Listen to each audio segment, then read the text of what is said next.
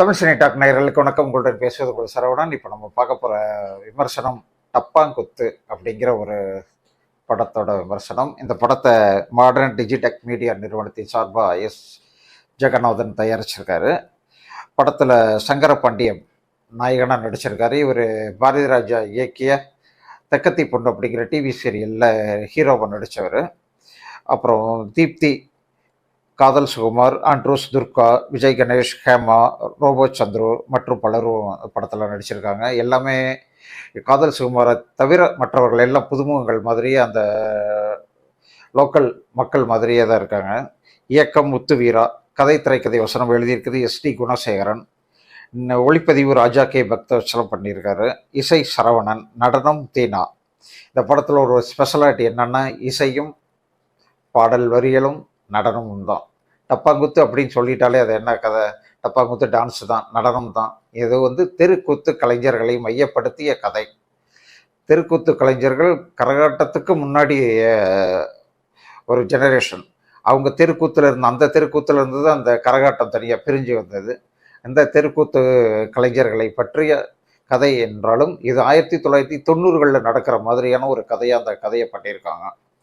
படத்தில் கதை என்னென்னா, மதிச்சியம் பாண்டி அப்படிங்கிறவர் தான் ஹீரோ. அவர் ஒரு கலைக்குழு ஒன்று வச்சுருக்காரு. அவங்க தெருக்கூத்து மாதிரி நடனம் ஆடுறவங்க, டான்ஸை சில சமயம் பாடலோடு சேர்த்து ஒரு கதையை சொல்கிற மாதிரி ஓரங்க நாடகம் மாதிரி நடத்துவாங்க. ஆனால் பாடல்களை முழுசாக பாடுவாங்க. அந்த மாதிரி ஒரு கலைக்குழு வச்சுருக்காங்க. அது இவருடைய தாய் மாமாவை தர்மலிங்கம் அப்படின்றவர்.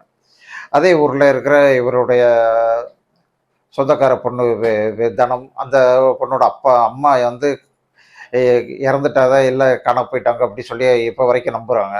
அவங்க அப்பா 2வது கல்யாணம் பண்ணிட்டாங்க. அவங்க 2வது சித்தி தான் இந்த தனத்தை வளர்த்துருக்காங்க. இப்போ இந்த தனத்தையும் இவர் இந்த தெருக்கூத்து ஒரு கலையில் இவர் ஹீரோ சேர்த்துக்கணும்னு பார்க்குறாரு. ஏன்னா இந்த தனம் ஹீரோவை ரொம்ப லவ் பண்ணிக்கிட்டு இருக்காங்க. நான் மச்சான் கூப்பிட்டுக்கிட்டு இருக்காங்க, என்னத்தை கல்யாணம் பண்ணணும்னு சொல்கிறாங்க. இது தர்மலிங்கத்துக்கு பிடிக்கல. ஆக்சுவலாக தர்மலிங்கம் யாருன்னா ஒரு புறத்தல் மாமா வேலை செய்கிறாரு. இப்போ இந்த தனத்தை எப்படியாவது சென்னையில் இருக்கிற ஒரு மிகப்பெரிய ஆள்கிட்ட கொண்டு போய் விடணும் அப்படின்னு நினைக்கிறாங்க. அது ஏன் அப்படின்னா, உண்மையாகவே இந்த தனத்தோட அப்பா மிகப்பெரிய கோடீஸ்வரன் சென்னையில். அவர்கிட்ட இப்படி ஒரு மகள் உனக்கு இருக்காங்க அப்படிங்கிறதே சொல்லாமல் ஆள்கிட்ட செஞ்ச ஒரு தப்புக்கு இந்த தர்மலிங்கம் உடந்தையாக இருந்ததுனால மாதம் 1,00,000 பணம் மட்டும் இத்தனை வருஷமாக வாங்கிட்டு இருக்காரு. அதில் தான் வாழ்ந்துட்டு இருக்கார் தர்மலிங்கம். இப்போ கடைசியாக அந்த மிகப்பெரிய கோடீஸ்வரர், சென்னையில் இருக்கிற கோடீஸ்வரர் வயசாயிடுச்சு. இப்போ அவர் தனக்கு குழந்தை இல்லையே, இயக்கத்தில் இருக்கார். அந்த நேரத்தில் உன்னோட மகள், உனக்கு பிறந்த மகள் உசுரோடு இருக்காங்க, இங்கே தான் இருக்காங்க, ஆனால் அவளை சேர்க்கணும்னா உன் சொத்தில் பாதியாக கூட அப்படின்னு மிரட்டுறாரு. இன்னொரு பக்கம் தனத்தை இவங்களோட ஹீரோ கூட சேர விடாமல் பண்ணுறதுக்காக நிறைய சில்லுண்டி வேலையெல்லாம் பண்ணிக்கிட்டு இருக்காரு. இதையெல்லாம் மீறி அங்கே என்ன நடக்குது?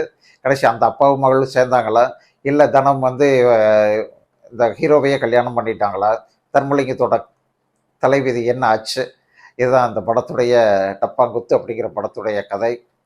ஒரு அப்ரண்டிஸ்ஷிப் இயக்குனர் எப்படி படத்தை இயக்குவாரோ அப்படித்தான் அந்த படத்தையும் இந்த முத்து வீரா அப்படிங்கிற இயக்குனர் இயக்கியிருக்காரு. அவருக்கும் வந்த அளவுக்கு, அவருக்கு தெரிஞ்ச அளவுக்கு, அவரால் முடிந்த அளவுக்கு ஒரு படத்தை ஒரு நல்ல படமாக கொடுக்கணும் அப்படின்றதுக்காக கொடுத்துருக்காங்க. படத்தில் பாராட்டக்கூடிய ஒரு விஷயம் இசையும் நடனமும் பாடல்களும். அதற்கு பிறகு பார்த்தீங்கன்னா கதை வசனம், இயக்கம் தான் கொஞ்சம் சொதப்பலாயிருச்சு.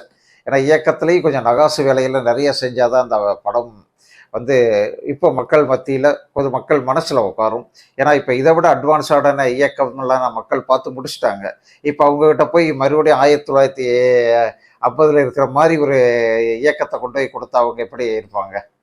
அவங்க எப்படி பார்ப்பாங்க? ரசிக்க முடியுமா? அதை என்னடா படம் எடுத்திருக்கு, என்னடா டைரக்ஷன் சொல்லுவாங்களா? அது மாதிரியான ஒரு ஃபீலிங் இந்த படம் டைரக்ஷன் மட்டும் கொடுத்துருச்சு. மற்றபடி திரைக்கதை வசனம் மிக சிறப்பானது. அதோட இசையும் நடனமும் பாடல்களும் A1 அப்படி சொல்லலாம். இந்த வருடத்தின் மிகச்சிறந்த பாடல்களை கொண்ட திரைப்படங்களில் இதுவும் ஒன்று.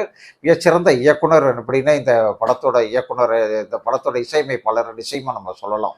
சரவணன் அப்படிங்கிற ஒரு மியூசிக் போட்டிருக்காரு. ஏன்னா இதில் 5 பாட்டு இருக்குது. 5 பாட்டுமே மிக மிக சிறப்பான பாடல்கள். அது ஒன்றொன்று ஒவ்வொரு மாதிரியான பாடல்கள்.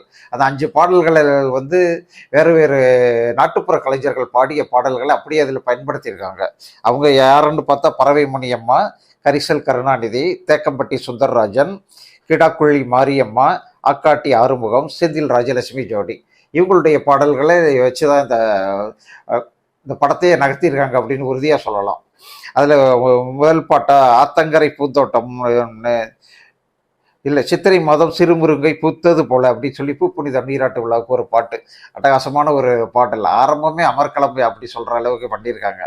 அப்புறம் அடியை வட்ட வட்ட குண்டைக்காரின்னு ஒரு பாட்டு, ஆடத் தெரியாத ஆட்டக்காரின்னு ஒரு பாட்டு, அப்புறம் புருஷ முண்டாட்டி சண்டையை வந்து ஒரு ஓரங்க நாடகம் மாதிரி நடத்தி அதில் என்னென்ன புருஷனை ஏமாத்துறது, புருஷனை பயமுறுத்துறதுக்காக நான் சொன்னேன் அப்படின்ற மாதிரி வந்து குடும்ப ஒற்றுமையை வலியுறுத்தி ஒரு அந்த அந்த காலத்தில் தெருக்கூத்து கலைஞர்கள் பாடுவாங்க. அந்த பாட்டை அப்படியே இதில் வச்சுருக்காங்க.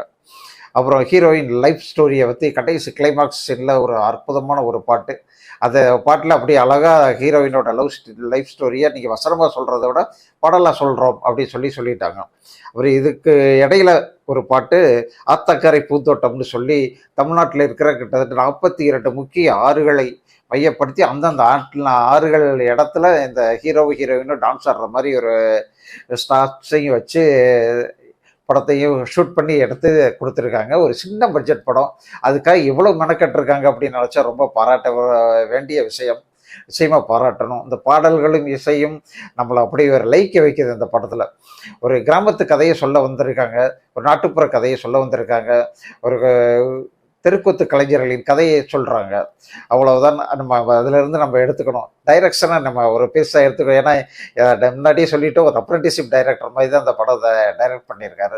மற்றபடி கதையை நீரோட்டம்னு பார்த்தீங்கன்னா கரெக்டாக அது வந்து முடியுது. இதே கதையை இப்போ இருக்கிற என் டைரக்டர்கிட்ட நீங்கள் கொடுத்துருந்தீங்கன்னா அந்த தெருக்கூத்து அப்படியே தூக்கி போட்டு ஒரு மகள் தன்னுடைய காணாமல் போன அப்பாவை எப்படி தேடி கண்டுபிடிக்கிறாங்க அப்படிங்கிறத ஒரு மிஸ்ட்ரியாக கண்டிப்பாக சொல்லியிருப்பாங்க. சஸ்பென்ஸ் த்ரில்லராக அந்த படம் வந்திருக்கும். அந்த அளவுக்கு இது திரைக்கதை அந்த அளவுக்கு இருக்குது. அதனால் அதையெல்லாம் வேண்டாம், மிஸ்ட்ரியாக எடுக்க வேண்டாம், நம்ம நாட்டுப்புற கலையை வச்சு எடுக்கணும்னு சொல்லி எடுத்திருக்காங்க. அந்த டீமுக்கு நம்ம ஒரு மிகப்பெரிய சல்யூட் போடணும். ஏன்னா அந்த பாடல்கள் நீங்களும் யூடியூப்பில் கேட்டு பாருங்கள், அவ்வளவு சிறந்த பாடல்களாக இருக்கும். இந்த படங்கள் ரொம்ப சின்ன பட்ஜெட் படம். ஊரில் எத்தனை தியேட்டரில் இந்த படம் ரிலீஸ் ஆகுதுன்னு தெரியல. ஆனாலும் இந்த படம் தியேட்டர் ரிலீஸ் ஆகியிருந்தால், அது உங்கள் வீட்டுக்கு அருகில் இருந்தால், உங்கள் ஊரில் இருந்தால் நிச்சயமாக குடும்பத்தோடு நீங்கள் போய் பாருங்கள். அது இந்த பாடல் இசை, இந்த தெருக்கூத்து கலைஞர்கள் அவர்களை பற்றிய ஒரு உங்கள் மனதில் இருக்கின்ற ஒரு பிம்பம் வேறு மாதிரியாக மாறும். நிச்சயமாக நம்ம இந்த கலைஞர்களை பாராட்ட வேண்டிய கட்டாயத்தில் இருக்கும். நம்ம தான் பாராட்டுறோம், நம்மளே பாராட்டலைன்னா யார் பாராட்டுவா? நம்முடைய தமிழ் மொழி, அந்த தமிழ் இசை, அதை முழுக்க முழுக்க தமிழ் இசையில் ஒரு மேற்கத்திய இசை கருவி கூட யூஸ் பண்ணாமல் அவ்வளோ அழகாக படத்தை பண்ணியிருக்காங்க. அதோடு இந்த பாடகர்களின் குரல் வளம் அதெல்லாம் எப்படி இருக்குன்னு அந்த படத்தை பார்த்து தான் நீங்கள் கண்டிப்பாக தெரிஞ்சுக்கணும். அவசியம் தமிழர்கள் பார்க்க வேண்டிய ஒரு படம் இந்த டப்பாங்குத்து. ஒரு டைரக்ஷன் ஒரு மாதிரி இருக்குது, அதை பற்றியெல்லாம் கவலையப்படாதீங்க. முதல் கடைசி வரைக்கும் நீங்கள் உட்காந்து படம் பார்த்துட்டு வரலாம். அந்த அளவுக்கு இருக்குது. கண்டிப்பாக அவசியம் பாருங்கள். நன்றி, வணக்கம்.